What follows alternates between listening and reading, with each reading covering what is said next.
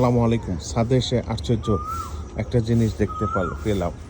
গত 2 বছর আগে এই গাছটি কিনেছিলাম। এটা হলো লং গাছ। এর পাতা চার ভিতর দিলে লংয়ের একটা ফ্লেভার আসে।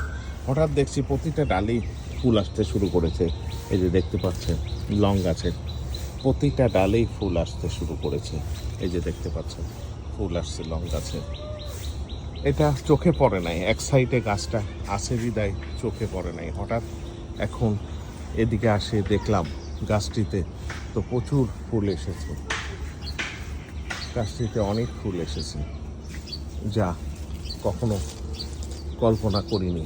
দেখেন প্রতিটা ডালেই, এই যে দেখতে পাচ্ছেন প্রতিটা ডালেই ফুল আসছে, ফুল আসতে।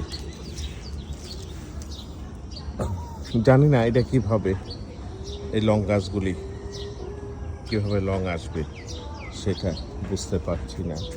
এই প্রথম আমার কাছে এই লং গাছটি।